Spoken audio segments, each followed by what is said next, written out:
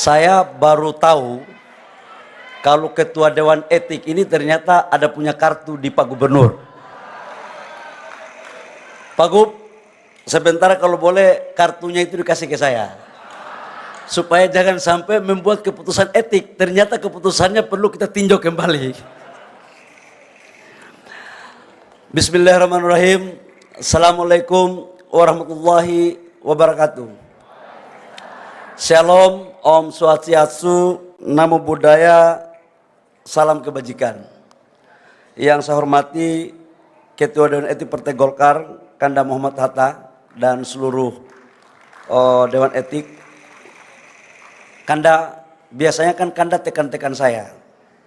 Adinda, ini sudah selesai keputusan, ini segera diputuskan. Tapi mulai hari ini, sudah saya tunggu-tunggu dulu.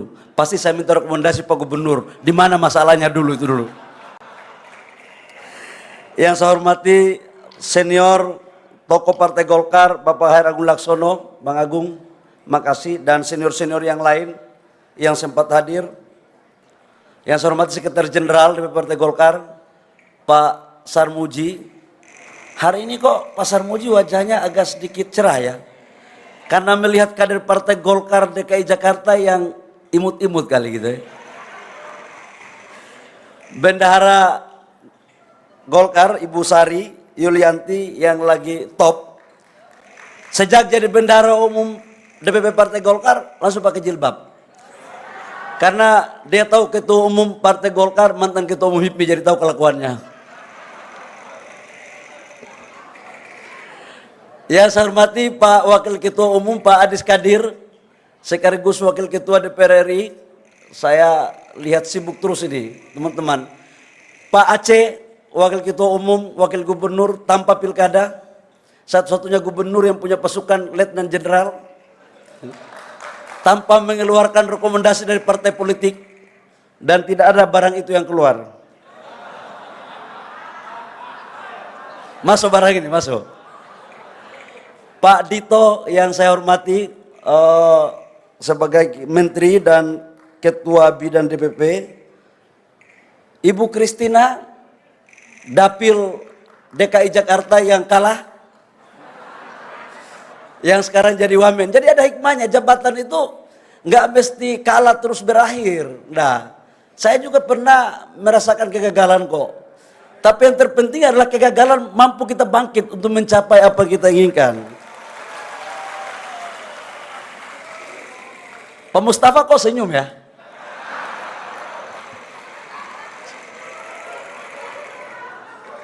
Yang saya muliakan, yang saya hormati, saya banggakan, saya cintai, ini senior saya, jujur saya sampaikan, saya kalau di pemerintah itu ada guru saya.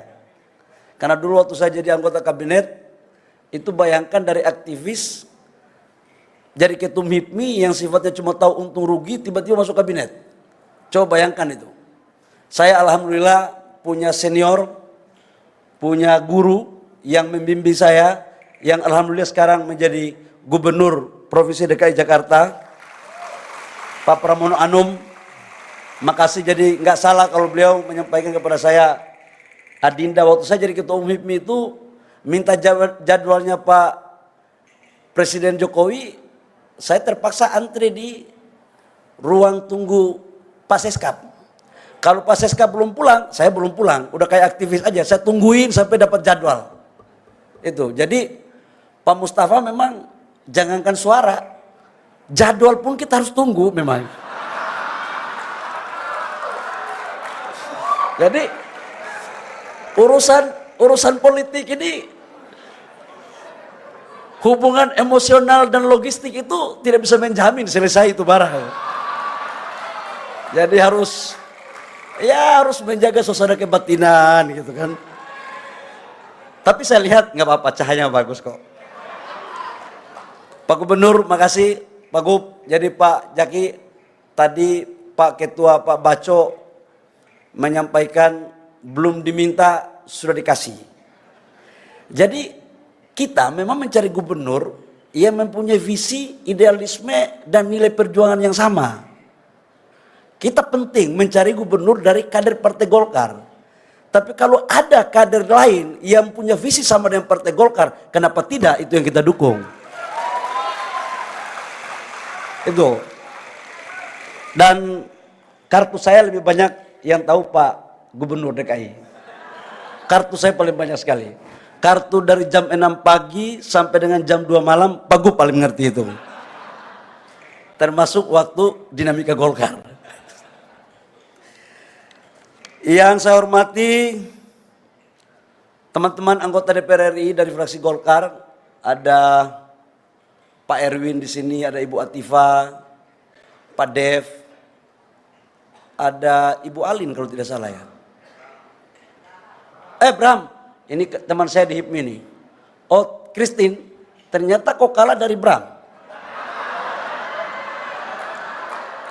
Aku baru tahu. Ya salah kau hadapan sama anak HIPMI ya begini modelnya semua. HIPMI ini ya gimana? Ya yang bisa mengalahkan HIPMI junior itu HIPMI senior. Kadang-kadang punya dia pun kita ambil gitu. Pak Ijek ya, Pak Ijek dan seluruh teman-teman pengurus dari DPP Partai Golkar. Yang saya hormati Pak Ketua DPD Golkar Provinsi DKI Pak Zaki, kita berikan aplaus. Saya itu mau sampaikan begini, kenapa saya itu jatuh cinta sama Pak Zaki.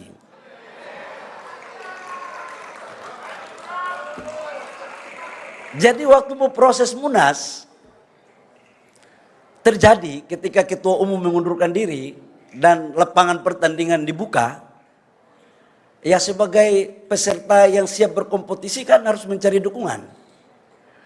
Dan waktu itu dukungan salah satu yang mendukung saya paling utama itu Pak Zaki. Itu Pak Zaki.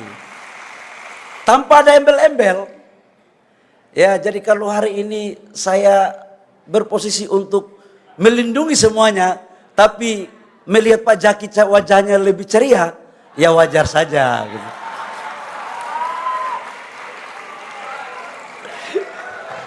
Ini ngeri memang Golkar ini. Hancur kita. Pak Baco yang luar biasa.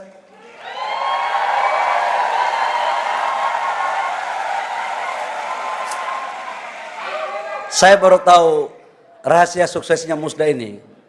Ternyata Pak Baco belajar sama anak-anak HIPMI Jaya. Tapi masih ada yang kurang Pak Baco. Tariannya sudah bagus. Yang menari yang penting untuk diseleksi ulang.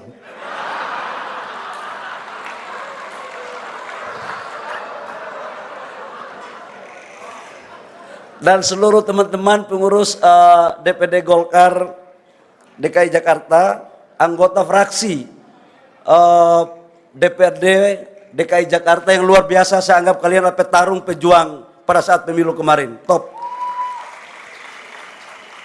Ketua-ketua Golkar kota, daerah yang sempat hadir, yang saya hormati. Bang Yoris tadi ada ya, Bang Yoris? Ngori kali. Ini yang dulu marah-marah saya waktu di Golkar di Papua. Bang, mohon maaf, saya langsung ingat. Bang Yoris, kemudian Abang Aulia Rahman, ini ngeri. Waktu ketua KNPI, siapa nggak kenal sama Bang Aulia? Pele putus malintang patah. Ketua-ketua organisasi sayap mendirikan dan didirikan yang saya hormati. Pak Gub, ini saya harus sebut Pak Gub, kalau tidak suara saya bisa hilang. Kalau saya tidak sebut ini berdampak sistemik, masif dan terstruktur. Ini kalau di Golkar itu ada 3 layanan. Layanan politik, layanan ekonomi, layanan psikologis. Menyebut nama-nama ini bagian daripada layanan psikologis. Ibunda dari Pak Zaki dan istri yang saya hormati, Pak Zaki ini sahabat yang baik, tidak pernah aneh-aneh dan setia sama keluarga.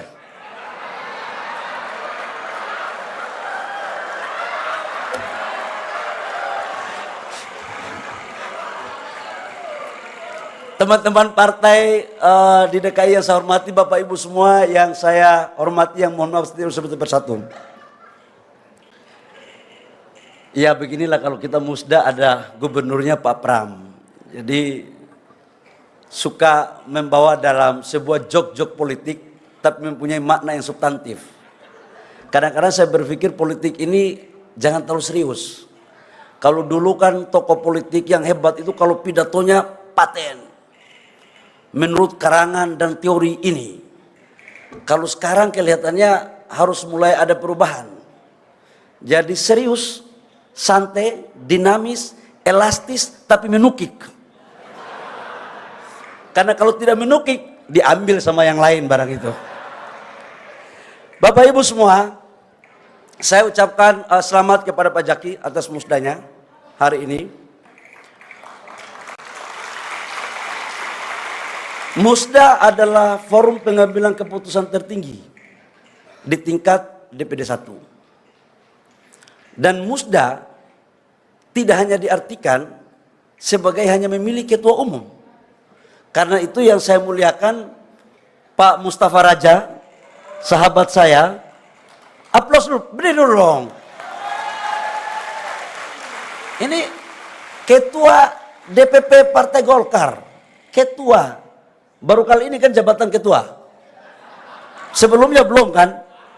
Oh. Insya Allah selangkah lagi akan jadi anggota DPR RI. Cita-citanya kan menjadi anggota DPR RI. Bukan menjadi ketua DPD Golkar, bukan. Gitu. Jadi itu akan kita dorong ke sana nantinya. Tapi kalau jadi ketua DPD Golkar, paten juga gitu loh. Bapak Ibu semua, Golkar dalam konteks musda melahirkan 3 poin penting. Pertama adalah mengevaluasi program kerja periode 2020-2025.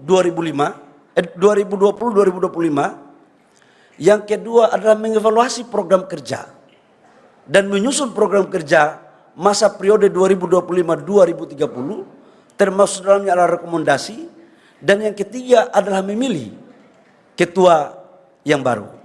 Ini esensi dari musda. Dan atas dasar karena musda adalah sebagai forum konsolidasi, maka saya ingin menambahkan tidak hanya pada 3 konteks itu, tapi forum musda ini dijadikan sebagai konsolidasi total. Konsolidasi struktural dan konsolidasi internal dan eksternal. Kenapa saya harus sampaikan hal ini? Dalam berbagai dokumen di Golkar, literatur, pelajaran-pelajaran dari para senior kita yang telah mengantarkan kita bahwa tidak akan mungkin Golkar survive seperti sekarang kalau tanpa adanya konsolidasi menyeluruh. Dan konsolidasi ini harus dilakukan setelah ini mengganti ketua-ketua DPD kalau memang sudah tidak mau atau kalau yang tidak berprestasi. Kemudian pengurus-pengurus kecamatan sampai dengan kader-kader di tingkat kelurahan di bawah. Yang berikut adalah kondisi sekarang ini berbeda dengan tahun 2019, 2014 dalam pemilu.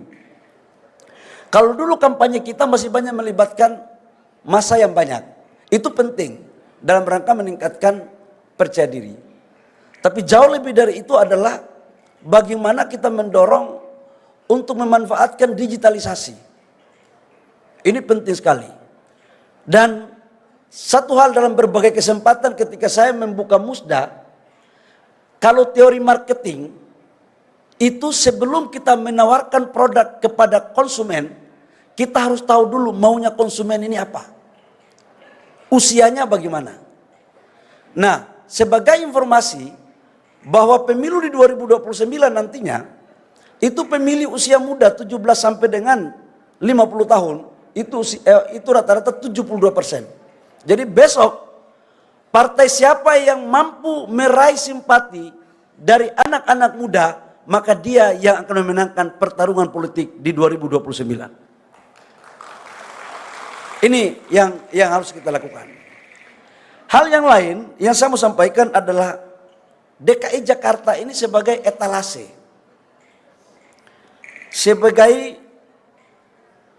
tempat provinsi yang dihuni oleh seluruh elit politik yang ada di bangsa. Orang-orang pintar semua ada di sini. Orang-orang kaya semua ada di sini. Pejabat, dari pejabat sampai mantan pejabat yang mau jadi pejabat, semua ada di sini. Rasanya, kalau kita tidak mendapatkan hasil yang terbaik, itu kurang lengkap. Sekalipun di daerah lain, kita mampu mendapatkan hasil yang terbaik.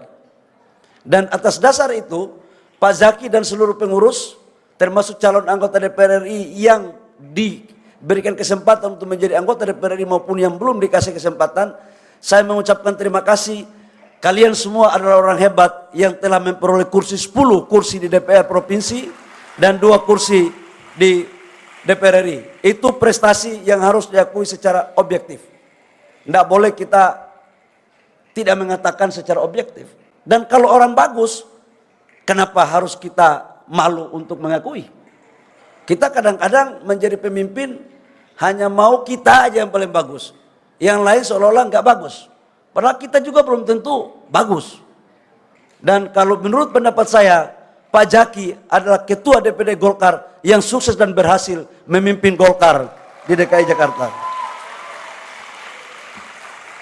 Hal yang lain, Bapak Ibu semua, kita tahu bahwa ekonomi global sekarang dalam kondisi yang tidak baik-baik saja.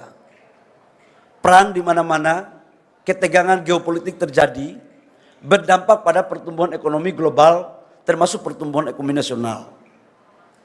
Ini adalah menjadi sebuah soal yang harus diselesaikan bersama-sama. Karena esensi kita bernegara dan doktrin karya kekaryaan dan tujuan Partai Golkar sebagai instrumen politik negara, itulah bagaimana mewujudkan kesejahteraan, keadilan, pendidikan dari seluruh rakyat Indonesia. Kaitannya dengan itu, DKI Jakarta adalah provinsi yang pendapatan per kapitanya paling tertinggi di seluruh Indonesia. 22.000 US dollar pendapatan per kapita di DKI Jakarta. Yang lainnya secara nasional hanya sekitar 5.300. Dengan kepemimpinan Pak Gubernur, Pak Pram, saya mempunyai keyakinan bahwa insya Allah DKI Jakarta ke depan akan menjadi provinsi yang luar biasa, aman, nyaman, dan sejahtera, dan kemudian dilindungi warganya yang ada di DKI Jakarta. Kaitannya dengan itu saya meminta kepada Pak Zaki, insya Allah kalau terpilih, agar membangun hubungan kerja baik dengan gubernur. Tadi saya bisik-bisik sama Pak Gubernur. Pak Gubernur punya gaya ini seperti orang Papua bilang begini, "Adek, kau belum mau tulis, kakak sudah baca." Jadi baca belum minta, barang sudah turun barang itu. Kenapa? Karena Pak Gubernur dulunya sudah main di Senayan lama, guru politik. Jadi baca kalau bawa proposal nggak perlu ada suratnya, cukup mapnya. Cukup mapnya. Map itu dengan tema saja. Kegiatannya apa, berapa jumlah orang, di hotel mana. Karena itu berdampak pada isi map. Gitu. Daripada menulis surat di dalam map, itu nggak selesai. Itu yang saya pahami ketika saya menjadi menteri bersama-sama dengan Pak Gubernur. Karena ini ketua kelas dulu, ketua kelas. Jadi dulu sebelum kita olah barang itu, kita tanya dulu, cuaca bagaimana? Kalau cuaca pas, saya masuk. Kalau cuacanya belum pas, saya olah dulu, olah. Jadi kalau olah-olah kayak baco begini, ya pernah kita lakukan bersama-sama juga baco kira-kira. Saya pikir demikian karena sudah mau maghrib, tidak boleh kita pidato terlalu lama, nanti Tuhan marah. Saya terima kasih, saya ucapkan selamat bermusda. Semoga semuanya berjalan baik. Pak Sekjen semalam sudah melakukan komunikasi yang baik dengan Pak Mustafa. Jadikan forum kompetisi dengan slogan bertanding untuk bersanding. Kalau kita, teori Sapulidi, kalau fight, kompetisi itu penting. Itu penting, bukan nggak penting. Gimana mungkin orang punya daya tarung ada, jiwa petarung ada, kalau nggak diajak untuk berkompetisi. Dan memang dari awal saya katakan mazhab saya adalah mazhab kompetisi. Tapi kompetisi itu bukan berarti semuanya harus berakhir dengan gontok-gontokan. Kalau ada yang bisa dikomunikasikan, dikomunikasikan. Karena kita ini memilih ketua Golkar, bukan memilih pribadi untuk kepentingan pribadi. Jadi setiap pemimpin Golkar, mau ketum DPP, pengurus, ketua DPD 1, DPD 2, itu adalah kader partai Golkar yang siap untuk mewakafkan dirinya, baik moral maupun material kepada partai. Jadi intinya adalah kebesaran partai, bukan kebesaran individu. Bukan kebesaran individu. Nah, kalau partai besar, kita semua ikut besar. Kalau partainya, mohon maaf dengan dinamika yang tidak bisa kita kendalikan, yang rugi juga adalah kita sendiri. Yakinlah bahwa kalau ada yang lain mengatakan partai mereka sangat terbuka, saya pikir mereka juga belajar dari Golkar. Karena TBK ini kan Golkar duluan, gitu. Kalau tidak TBK, bagaimana mungkin saya dari Papua tinggal di pedalaman bisa jadi ketum Golkar? Nggak mungkin kan gitu. Jadi, dan wajar kalau ada yang belajar dari Golkar, sebab apa? Partai ini partai tua, partai lama, yang punya pengalaman panjang, gitu. Lambangnya aja beringin. Jadi kalau partai lain, bisa juga kita ayomi dalam rangka kebangsaan dan kenegaraan. Supaya politik ini harus dibuat baik semuanya. Saya pikir kader Golkar dan partai Golkar lahir untuk mewujudkan apa yang menjadi cita-cita para founding father kita dalam membangun rakyat, bangsa, dan negara. Demikian, terima kasih. Kurang lebihnya mohon maaf. Wabillahi taufiq wal hidayah. Sebelum saya mengakhiri, saya izinkan saya untuk meneriakkan yel-yel partai Golkar. Kalau saya bilang Golkar solid, Indonesia maju, yang lainnya nggak usah. Tadi kalau DKI apa namanya? DKI berjaya. Cukup sampai situ. Yang tambahan tadi itu olahan baco sama Ketua Zaki. Supaya ada keputusan di awal, maksudnya begitu. Ini kan ilmu kita juga, kita sudah pernah pakai ilmu ini semua. Ini. Tapi sur juga kita tahu ini lagi diolah, tapi sur juga dengarnya gitu. Saya pimpin yel-yel ya. Golkar. Di sana kurang kuat. Golkar. Golkar. Indonesia. DKI Jakarta.